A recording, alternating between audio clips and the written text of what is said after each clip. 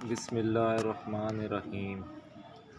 فرعون کی ہلاکت کے بعد بنی اسرائیل اس کے پنجے سے آزاد ہو کر سب ایمان لے آئے، اور حضرت موسیٰ علیہ السلام کو خداوند کریم یہ حکم فرمایا 40 راتوں کا کوہ طور پر اعتکاف کریں، اور اس کے بعد انہیں کتاب توریت دی جائے گی، اور بنی اسرائیل کو اپنے بھائی حضرت ہارون علیہ السلام کے سپرد کر دیا۔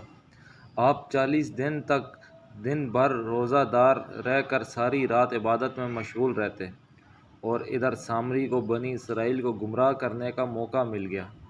بنی اسرائیل میں ایک شخص تھا جس کا نام سامری تھا، جو طبی طور پر نہایت گمراہ کن آدمی تھا۔ اسرائیلی روایت میں ہے کہ سامری کی ماں نے برادری میں رسوائی اور بدنامی کے ڈر سے سامری کو پیدا ہوتے ہی پہاڑ کے ایک غار میں چھوڑ دیا تھا، اور حضرت جبرائیل علیہ السلام نے اللہ کے حکم سے اس کو اپنی انگلی سے دودھ پلا پلا کر پالا تھا، اس لیے یہ حضرت جبرائیل علیہ السلام کو پہچانتا تھا۔ اس کا پورا نام موسیٰ سامری ہے، اور حضرت موسیٰ علیہ السلام کا نام بھی موسیٰ ہے۔ موسیٰ سامری کو حضرت جبرائیل علیہ السلام نے پالا تھا، اور حضرت موسیٰ علیہ السلام کی پرورش فرعون کے گھر ہوئی تھی، مگر خدا کی شان کہ فرعون کے گھر پر پرورش پانے والے موسیٰ علیہ السلام تو خدا کے رسول ہوئے، اور حضرت جبرائیل علیہ السلام کا پالا ہوا موسیٰ سامری کافر ہوا، اور بنی اسرائیل کو گمراہ کر کے اس نے بچھڑے کی پوجا کرائی۔ اس بارے میں کسی عارف نے کہا، یعنی جب کوئی آدمی ازل ہی سے نیک بخت نہیں ہوتا تو وہ بھی نامراد ہوتا ہے، اور اس کی پرورش کرنے والے کی کوشش بھی ناکام اور نامراد ہوتی ہے۔ دیکھ لو موسیٰ سامری جو حضرت جبرائیل علیہ السلام کا پالا ہوا تھا، وہ کافر ہوا۔ حضرت موسیٰ علیہ السلام جو فرعون کی پرورش میں رہے، وہ خدا کے رسول ہوئے۔ اس کا راز یہی ہے کہ موسیٰ سامری ازلی شقی اور پیدائشی بدبخت تھا، تو حضرت جبرائیل علیہ السلام کی تربیت اور پرورش نے اس کو کچھ بھی نفع نہ دیا، اور وہ کافر کا کافر ہی رہ گیا۔ حضرت موسیٰ علیہ السلام چونکہ ازلی سعید اور نیک بخت تھے، اس لیے فرعون جیسے کافر کی پرورش سے بھی ان کا کوئی نقصان نہیں پہنچا۔ جن دنوں حضرت موسیٰ علیہ السلام کوہ طور پر معتکف تھے، سامری نے آپ کی غیر موجودگی کو غنیمت جانا، اور یہ فتنہ برپا کر دیا کہ اس نے بنی اسرائیل کے سونے چاندی کے زیورات کو مانگ کر پگھلایا، اور اسے ایک بچھڑا بنایا، اور حضرت جبرائیل علیہ السلام کے گھوڑے کے قدموں کی خاک جو اس کے پاس محفوظ تھی، اس نے وہ خاک بچھڑے کے منہ میں ڈال دی، تو وہ بچھڑا بولنے لگ گیا۔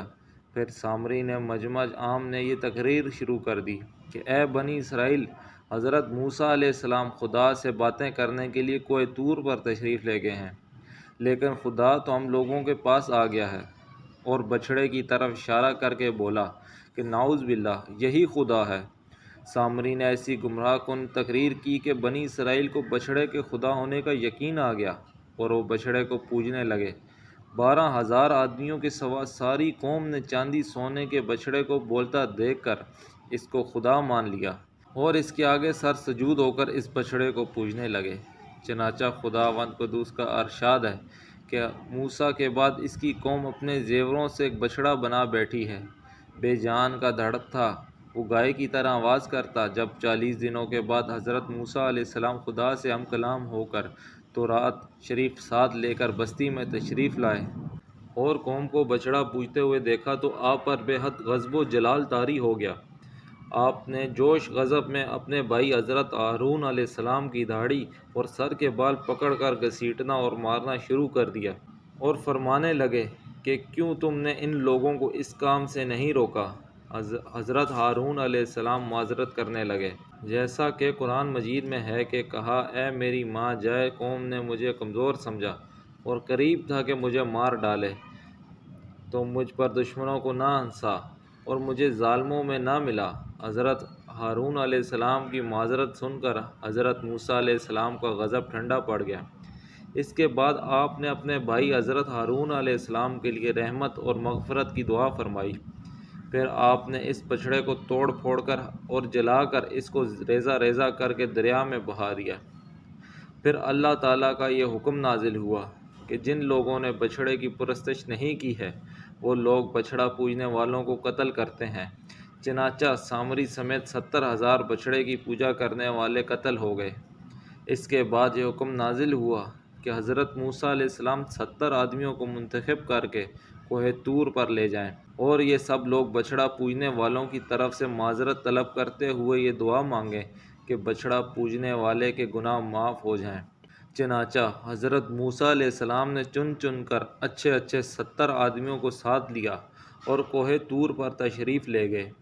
جب لوگ کوہ طور پر طلب معذرت استغفار کرنے لگے تو اللہ تعالیٰ کی طرف سے آواز آئی کہ اے بنی اسرائیل، میں ہی ہوں، میرے سوا تمہارا کوئی معبود نہیں۔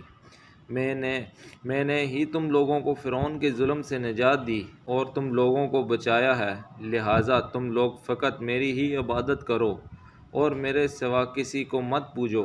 اللہ تعالیٰ کا یہ کلام سن کر یہ 70 آدمی ایک زبان ہو کر کہنے لگے کہ اے موسیٰ، ہم ہرگز آپ کی بات نہیں مانیں گے جب تک ہم اللہ تعالیٰ کو اپنے سامنے نہ دیکھ لیں۔ یہ 70 آدمی اپنی ضد پر بالکل اڑ گئے، ہمیں آپ خدا کا دیدار کرائیں ورنہ ہم ہرگز نہیں مانیں گے۔ خداوند عالم نے یہ فرمایا ہے، حضرت موسیٰ علیہ السلام نے ان لوگوں کو بہت سمجھایا، مگر یہ شر و سرکش لوگ اپنے مطالبے پر اڑے رہے، یہاں تک کہ اللہ تعالیٰ نے اپنے غضب و جلال کا اظہار اس طرح فرمایا اور یہ 70 آدمی مر گئے۔ پھر حضرت موسیٰ علیہ السلام نے خداوند عالم سے کچھ گفتگو کی اور ان لوگوں کے لیے زندہ ہو جانے کی دعا مانگی، تو یہ لوگ پھر سے زندہ ہو گئے۔ اس پورے واقعے کا ذکر قرآن پاک میں بھی کیا گیا ہے۔ ارشاد باری تعالیٰ ہے، اور اے موسیٰ، تم نے اپنی قوم سے آگے چلے آنے میں جلدی کیوں کی؟ کہا، وہ میرے پیچھے آ رہے ہیں۔ اور اے پروردگار، میں نے تیری طرف آنے کی جلدی اس لیے کی کہ تو خوش ہو۔ فرمایا کہ ہم نے تمہاری قوم کو تمہارے بعد آزمائش میں ڈال دیا ہے اور سامری نے ان کو بہکا دیا ہے۔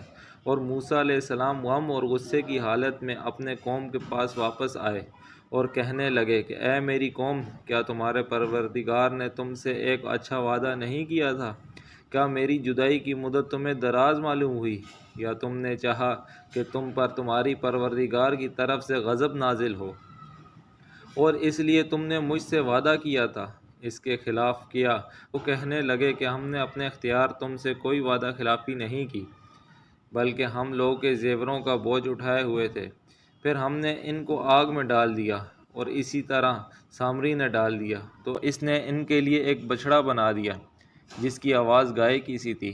تب لوگ کہنے لگے کہ یہی تمہارا معبود ہے اور موسیٰ کا بھی معبود ہے، مگر وہ بھول گئے ہیں۔ کیا یہ لوگ نہیں دیکھتے کہ وہ ان کی کسی بات کا جواب نہیں دیتا اور نہ ان کے نقصان اور نفع کا کچھ اختیار رکھتا ہے؟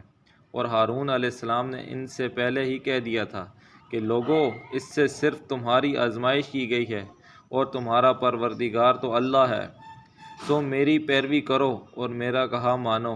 وہ کہنے لگے، جب تک موسیٰ ہمارے پاس نہ آئے تو ہم اس کی پوجا پر قائم رہیں گے۔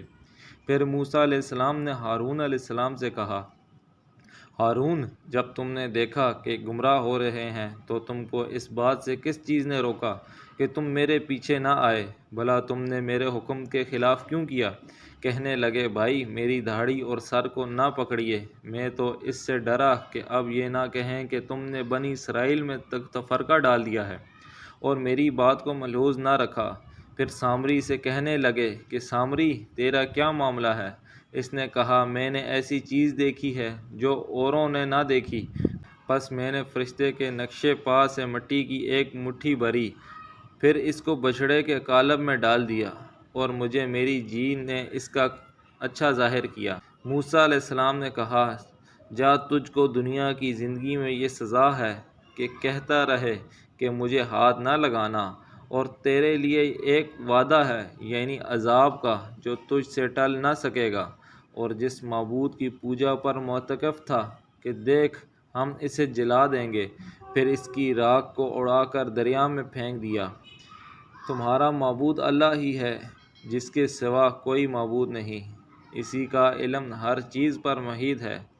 دعا ہے کہ اللہ تعالی ہمیں شرک سے بچائے اور صرف اللہ کی عبادت کرنے کی توفیق عطا